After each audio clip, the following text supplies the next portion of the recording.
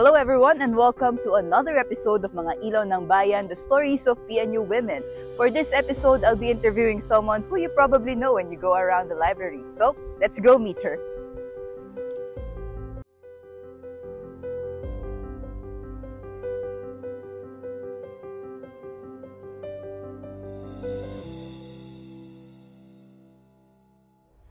And now I'm here with our guest for this episode, Miss Sofia. Hello, Miss Sofia. Hello. Can you tell us about yourself po? And so, I'm Sofia Angela May Torres, also known as Diwali nung nasa PNU Catalonan pa ako. And currently, I'm working in PNU Library as a technical assistant. And through papers, documented na lang siguro I graduated as magna cum laude last 2022.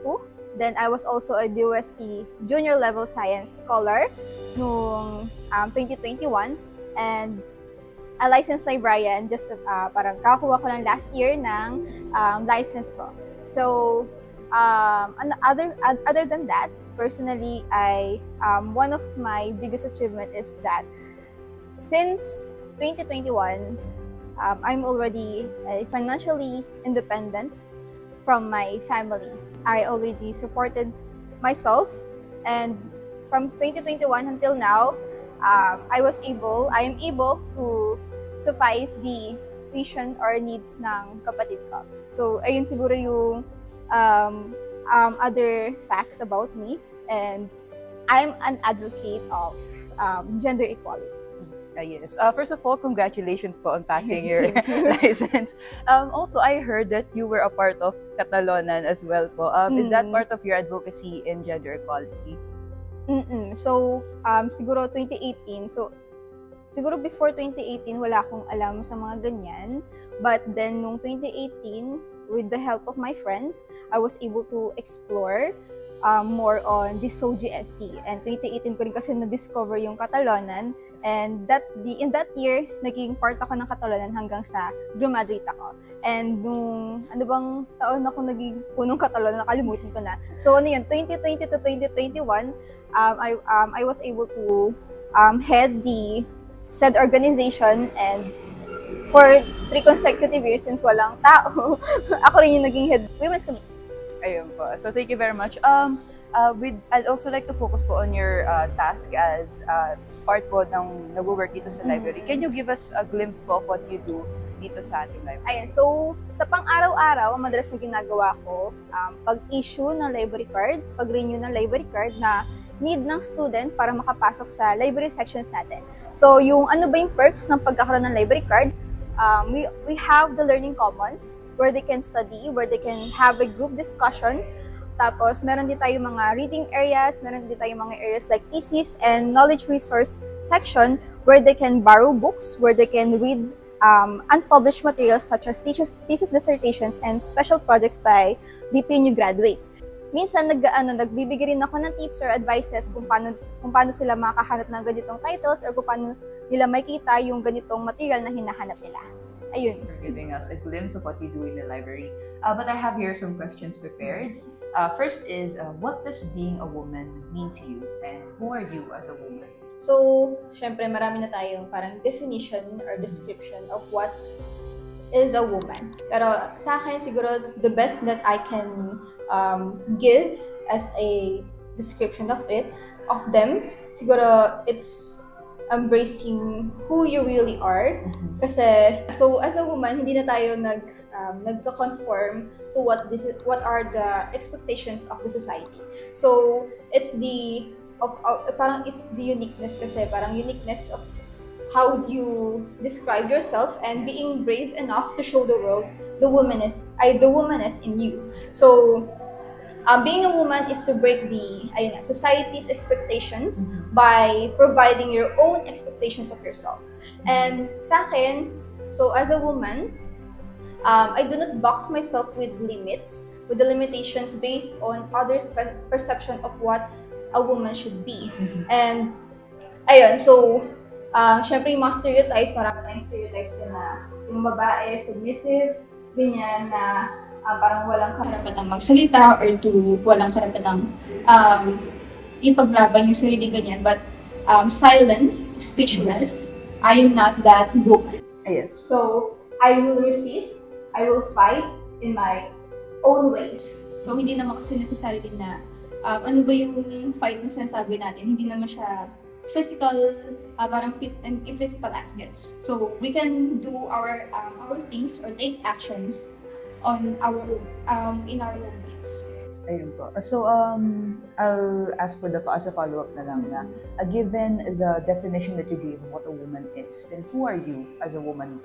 Ayun, siguro, ang pinaka-the best na madedefine ko as a woman, ayun, non-conforming to the standards or to the expectations. Kasi, ang dami ko actually, madami akong naririnig, marami akong na encounter talaga na parang discrimination, ganyan, lalo na sa bahay, since nakakulong tayo, doon tayo nag-start eh. So, ever since bata hanggang sa ngayon, marami akong naririnig na dapat ganito ka, dapat ganito kasi babae ka. Yes. So, sa akin, nagboom akong rebellious eh. Nagboom akong rebellious kasi hindi ko gustong sundin yung parang siniset nila sa akin. So, I'm a non-conforming and sa akin, ako lang yung may karapatang magdikta sa sarili. Yes po. Ayun po. So, given po na sinabi niyo na you control po yung sa sarili niyong who are the women that inspired you po sa to stand with what you believe in? Okay, so siguro, eto, mag-insert ako syempre, marami sa atin na inspired by our mothers, ganyan. Pero in my case, siguro, naging role model ko lang yung mother ko in a way na I can also, parang I can also be that strong and independent since she raised us alone. And parang solo parent siya for many years. Tsaka kahit naman sabihin natin may stepfather ako, ganyan. Yung connection namin with the mother lang, ganyan. So sa stepfather parang hindi masyadong nagipag-usap kasi syempre parang mahihain din yung stepfather ko, ganun. So, ayun, yun yung sa mother ko. Pero when it comes to my personal interest, ganyan, si son siya yung nag-drive. So, parang dahil sa kanya, kaya ako naging brave enough to take risks. So when it comes to my personal interest. So example niyan, noong 2018, parang doon kasi lumabas yung, parang naging trending siya kasi nagpa-pixie-cut siya. So sa akin, syempre sobrang hinahangaan ko si Cheo. So sa akin, gusto ko rin gawin na yun. Kasi ever since, parang gusto ko na rin siyang itry. Senior high school pa lang ako, parang nakita ko na yun, parang gusto kong itry.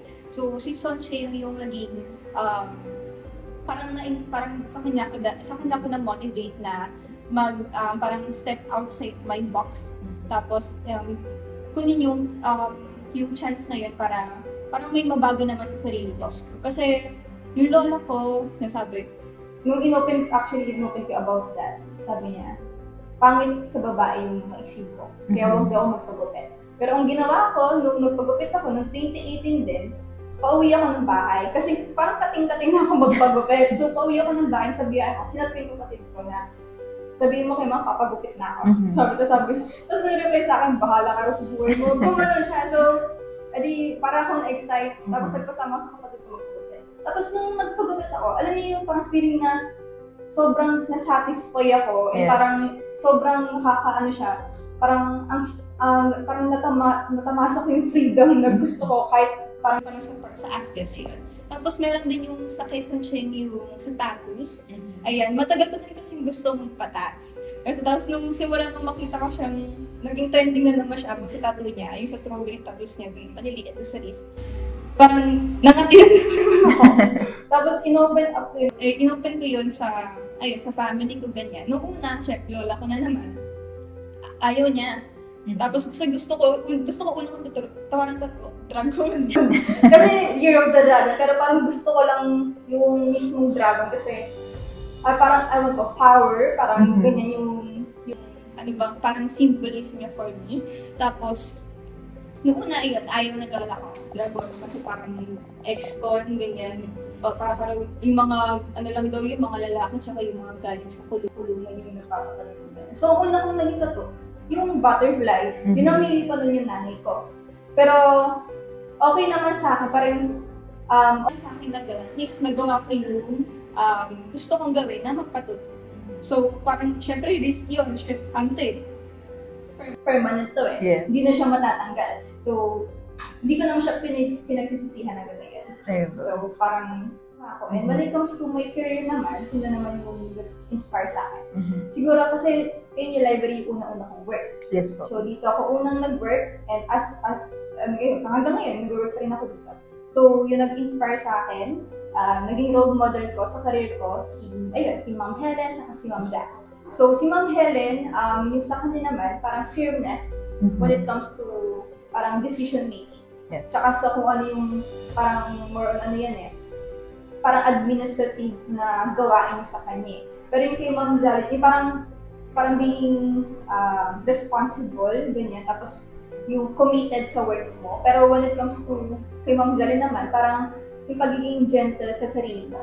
Kasi I tend to, kasi marami akong loads. Marami akong loads, kasi I tend to parang overwork, ganyan. Lalo na last year, dami kong umaabot pa ako na alas 8 dito, matapos na yung OT ko, tapos may ginagawa pa ako, ganyan. Parang sinasagad ko yung 3 hours maximum na OT para lang matapos tong ganyan. Pero si Ma'am Jalen yung laging nag-remind sa akin na pahinga na, ganyan, huwag masyado abusuin yung sarili, huwag mag-overwork kasi meron pa namang bukas. Meron pa namang next time para tapusin mo yung loads mo. Parang, ayun yung parang main na mga tao o mga babae sa buhay ko na nakapagpa-inspire sa akin. And aside from that, siguro yung singit ko na lang yung G-Idol, yung kanta ng G-Idols like Tomboy, Nude, saka yung parang Super Lady. So, it talks about women empowerment. And so, kung makikita niyo yung English translation, sobrang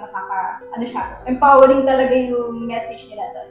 So, meron din sila doon parang term doon na parang self-made woman, ganyan. Tapos yung parang naghahanap ka ba ng Barbie doll na blonde, hindi ako yun. Parang ayun. So, parang nire-reject nila yung traditional or stereotypes when it comes to women. Ayun po. So, thank you. Beautiful answer. And I'd like to ask po as a follow-up doon, given the inspirations na binigay niyo po, do you think that affects how the society views you? Especially po yung na-mention yung pagpapakat ng hair and yung pagpapatattoo. I think actually, yung sa pagpapakat ko ng buhok, ay sa pagpapatats ko, I think na nakapagpa-inspire ako ng iba pang babae to do that. Kasi nung may nag-open up sa akin, nakaklase ko nung college. Tapos nung, di ba, syempre pag first year tayo sa PNU, iba yung section natin. Yes. Tapos mag-iiba, parang iba na yung kasama natin once na tumunod tayo sa second year. So yung kaklase ko dun sa BIS, in-open up sa akin na meron silang meron silang kaklase na parang natuwa nung nakita nilang naka-fix cut na ako. Kasi parang ang tapang ko daw para mag-i-take yung risk na yun without knowing na, kasi never pa ako nagpa-exin ng buhok. So, parang, ayun, na-motivate sila or na-encourage sila na gawin yun. So, hindi sa parang hindi sa pagbubuhat ng bangko. Pero, alam niyo yung time na, ayun, kasi parang start ng second term ako nagpagupit. Tapos, nagsunod-sunod yung mga nagpagupit na rin ng pixie cut. Pati yung sa mga, yung sa circle of friends ko, dalawa doon pagkatapos ko nagpagupit rin sila ng pixie cut. So, maraming natuwa. Tapos, syempre, marami rin akong naririnig na hindi natutuwa. Kunwari sa tattoo.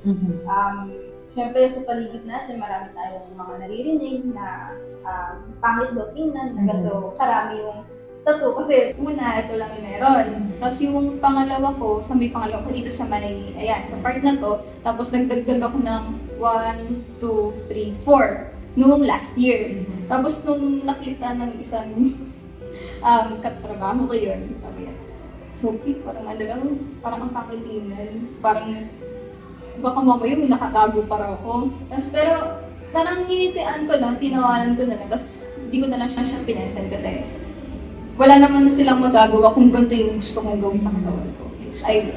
And so there's no need to hide po yung since it's an expression of yourself. Ayun po, so given the experiences that you had with your tattoos and cutting your hair, my next question po is, have you faced any discrimination or struggle because of your gender?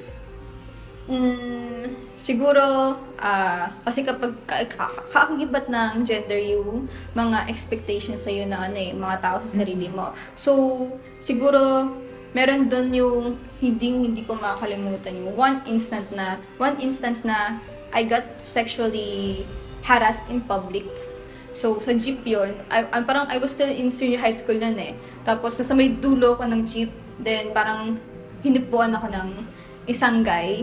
So, nung na-realize ko na ganun yung ginagawa sa akin, buti na lang malapit na ako sa may bababaan ko. So, iyak ako ng iyak hanggang sa makauwi ako ng bahay. Tapos, napansin ng kapatid ko yun.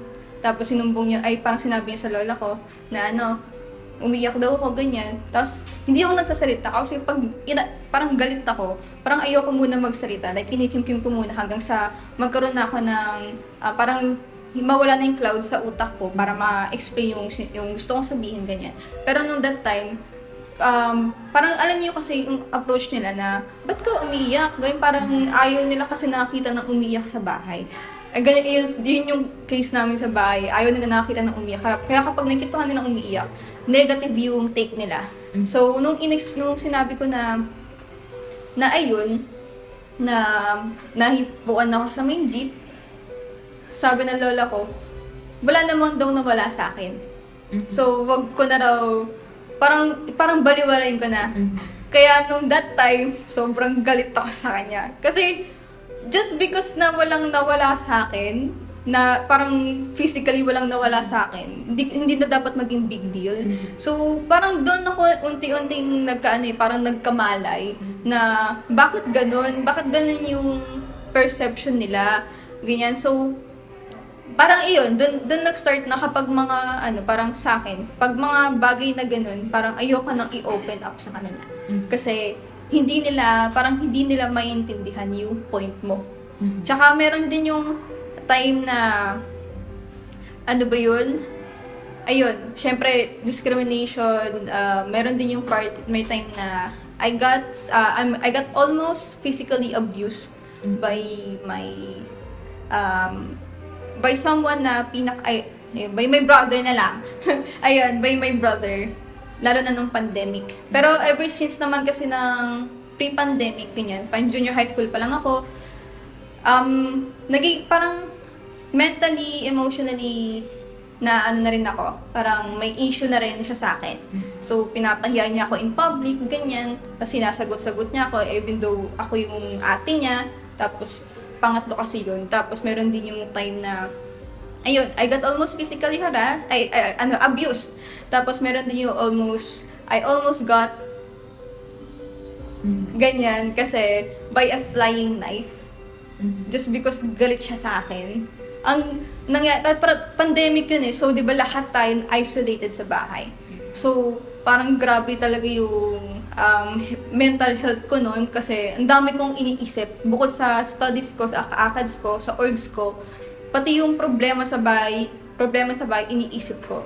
Kasi, ayun, munti ka na akong mahampas ng wooden chair. Kung wala pang pumagitna, hampasin na ako noon. Tapos yun nga sa hinagisan ako ng kutsilyo. Ayun. Parang, sa tingin ko, isa siya sa parang gender-based discrimination na kaya ako ginaganon ng kapatid ko kasi nakikita niya na mahina lang naman ako. Physically weak ako, so kakayanin niya lang ako. Tapos tinry ko siyang i-open sa sa family, yung sa lola ko tsaka sa mother ko, pero ako pa yung naging mali. Ang gisabi sa akin, ba't ko raw pinapatulad? Yung ginawa ko, parang pinagsabihan ko yun, na bakit ganito yung ginagawa mo. Tapos, basta yung parang, syempre as an ate, parang gusto ko siyang sabihan na parang bakit ganito yung ginagawa, parang hindi tama yun. Tapos, ang sabi sa akin, ay bakit ko raw pinapatulan, kapag pinatulan yung gago, mas gago raw yung pumapatol. So, nung time na yun, parang wag na raw ako magsalita. Kaya ever since sinabi nila ako, wag na raw ako magsalita sa kapatid ko, hanggang ngayon hindi ko kinakausap yun. So, kung kaya nyo magpatawad sa ganong experience niyo, sorry, pero hindi sa akin. Kasi wala akong nakikita pagbabago sa kanya. Kasi hanggang ngayon, physically, nang-a-abuse pa rin siya. Not me, pero yung partner niya, and yung case naman nun, parang first-handedly nakikita ko. So, ang ginagawa ko, since naririnig ko yung ganyan pag-aaway nila lagi kasi sa may kabilang kwarto nun, ginagawa ko, nagsusumbong ako. Kasi, di ba, syempre di na ako pwede magsalita. Kasi once na magsalita ako, parang nandidilim yung paningin niya. Parang gusto niya na akong saktan directly, ganun. Parang in an instant, parang gusto niya na akong saktan. So, ang ginagawa ko, sinasabi ko dun sa nanay ko or sa lola ko na ganito yung ginagawa ng anak yung ganun. Tapos, laging pinagtatanggal yung babae. Kasi, syempre, kawawa, tapos may anak pa. So, pinagtatanggol ko, tapos ginagawa ko, kung ano yung mga pwede kong i-advise, like, pwede nyong sampahan ng kaso, ganyan, pwede nyong i-report sa barangay, ganon, ginawa ko na. So, ginawa ko na lahat ng best ko, lahat ng kaya kong i-advise, ibigay sa kanila para masolusyonan to. Nagawa ko na. Pandemic pa lang. Pero, it's their choice na hindi nila tinake yung chance na yon para ma-resolve yung problem. Tapos, ano pa ba? Siguro na parang pinaka-major na mga discrimination or mga struggles na nakita ko parang nakita ko para sa mga babae. Yung nag-e-exist sa mga babae. Ayun. No, it's alarming to know na karamihan din po ng babae na yung struggle nila nangyayari sa loob ng bahay. And but I have a question po doon sa experience niyo earlier na na-mention. Sabi niyo po yung naging response nung pinagsabihan niyo doon sa experience niyo ay parang hindi po as pleasing, ganun. Pero ngayon po, given the situation you're in now, what do you think is the message that your younger self would have felt better to hear po? Okay. So, siguro, since nandito na ako ngayon, siguro yung masasabi ko na lang, since hindi talaga, yung mga experiences ko before, parang inevitable eh. So, sasabihin ko na lang na, parang dadating din yung time na makakalaya ka dun sa lugar na yon, kung saan nagsisirculate lang yung pang-aabuso na experience mo. Ayun. So, given what you've mentioned earlier about your experiences and how you were able to overcome them, what is some advice or a message you would give to other women? Ayun siguro, you do you. So, never let anyone else decide for you. Tapos, given that fact, so, we women are the only ones who can define ourselves, who can identify ourselves. So, yun. So, given that, trans women are women. So, first and for all. And, it may still be difficult for us to do things on our own or to parang makamit yung freedom na gusto natin. But the time will come na parang matatamahan natin yung kalayaan na gusto nating makuha. And siguro hindi pa ngayon, but the time will come na yung courage na hinahanap ninyo, makukuha rin ninyo. So, keep striving for that freedom. Thank you so much for that well-meaning message. And it warms us at Piño Catalonan to know that we have a partner in striving for inclusivity inside the university and for empowering women. So that ends this episode of Mga Ilaw ng Bayan, the stories of PNU Women Season 2. See you in the next episode.